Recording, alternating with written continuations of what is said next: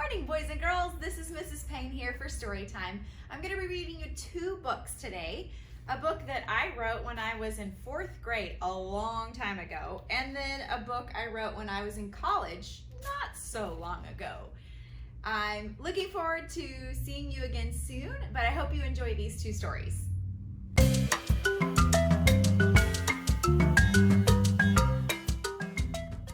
Alright, so the first book that I'm going to read, I had to write this as a class in 4th grade when I was 10 years old. And I was looking forward to drawing the pictures, but maybe not necessarily looking forward to writing the words. So with a little help from my teacher and some encouragement from my parents, I came up with this story, and I was really excited to do the illustrations, and I loved coloring with my brand new markers. So this is called The Bravery of Erica, and when I was little I really liked horses, so I wrote a story about horses. So this says Missy and Ginger, and this is a stable. Written and illustrated by Amanda Lane. That was my name then in 4th grade. Erica was a tall, red-haired girl. She had glowing green eyes. She lived with her mom in a small house in a small town called Oceanside. She went to ballet class every Monday. She also had 2 horses, but she never rode them. Ginger and Missy were Erica's horses. They lived in a little stable in her backyard. Erica had loved horses ever since she was old enough to say horse. Her walls were covered with posters of horses. She had horse sheets and horse curtains. She liked them more than the ballet lessons she took on Monday nights from Mrs. Bonet. But Erica had a secret. She was afraid of real horses. Ooh. She had a very good reason to be afraid of horses. When Erica was 4 years old, she got kicked in the head by Missy. She was sitting on the ground behind Missy watching some bugs when, pow, Missy kicked her. Her mom rushed her to the hospital. Erica wasn't screaming until she got to the hospital. There was blood everywhere. Doctors were giving her shots, her mother was nowhere to be seen, and she didn't know anyone. This was the most frightening thing that had ever happened to her. From then on, she decided never to go near a real horse again. One night, Erica's best friend, Angie, called her. "Guess what? I get to go to horse camp this summer," Angie screamed into the phone. "Wouldn't it be great if we could both go?"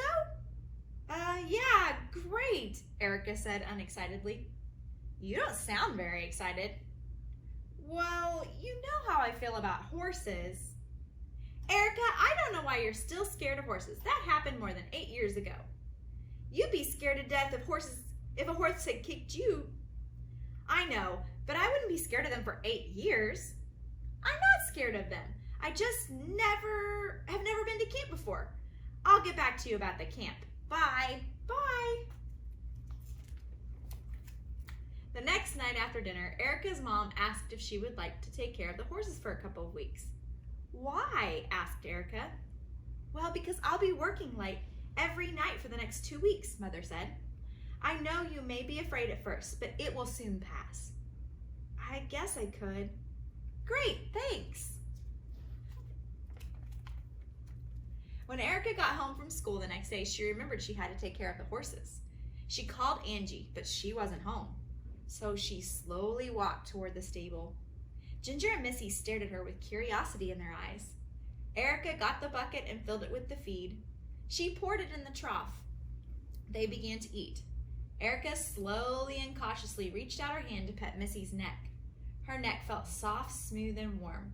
Then Erica got the brush and started to brush Missy's back. Missy shuddered a little, so Erica decided to hang up the brush and leave. Angie called her later on that night. "Hi, have you made up your mind about the camp yet?" No, not yet." "Well, let me know as soon as you do." "Okay, bye." Bye. When Erica's mom got home that night, she asked if Erica had taken care of the horses. "Yes," Erica said. Over the next few days, Erica came to trust the horses more and more. One night, she went out, fed, watered, brushed, and then carefully saddled up Missy. Then, slowly climbing on her back and fitting her feet in the stirrups, she patted Missy lightly on the rump, and off they went. Erica rode along the beach for about an hour.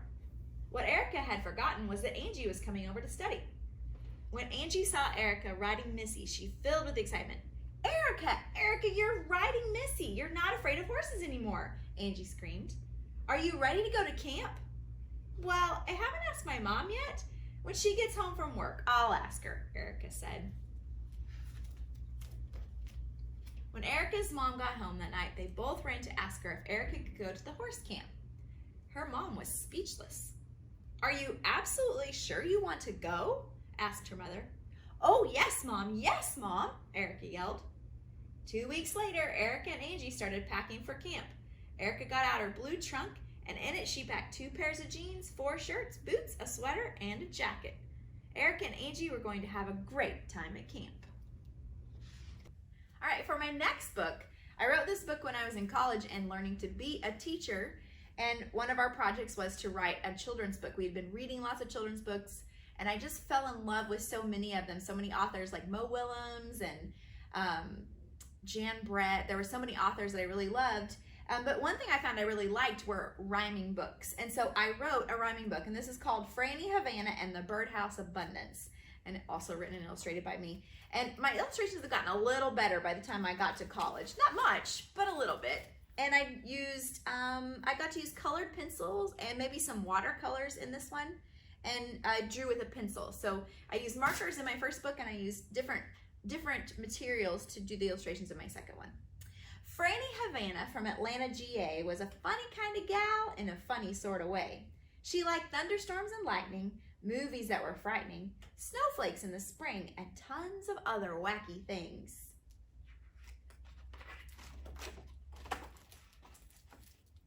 Her house was full of trinkets, toys, and other crazy gadgets, like butter churns, yo-yos, and refrigerator magnets.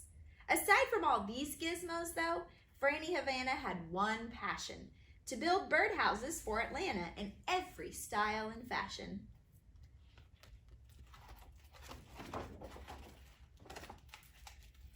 Working with her tools was Franny's greatest pleasure. She loved using her pencil, her square, and occasional tape measure to mark a length to make a box that soon a bird would treasure.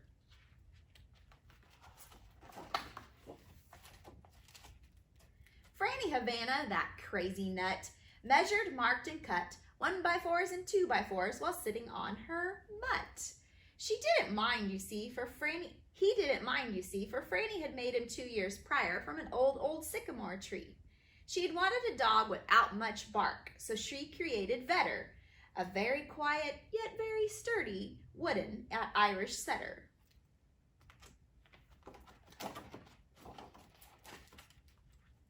Now back to the project at hand. She took out her paper covered with sand. She smoothed all sides of that rough wood and fit them together as best she could. She hammered and glued her first birdhouse and planned to give it to Mrs. Mouse.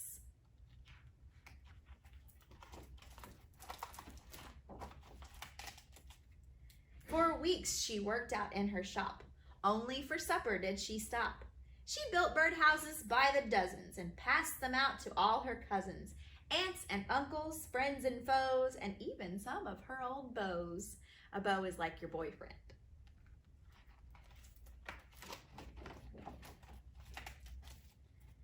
Months went by and still no end. Not another project did she begin. Thousands of birdhouses cluttered the city. Some were practical and some were pretty. She put them in parks, yards, and caves. Hey, she even made one for the Braves.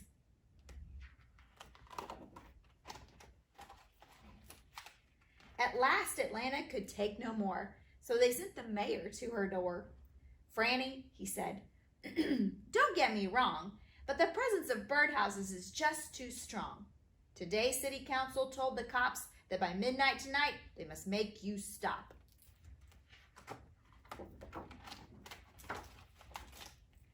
Franny Havana could not believe her ears that the end of her birdhouses was so near. She plopped down on the couch with a very loud sigh and within minutes began to cry. She wept for only a while, then dried her face and started to smile.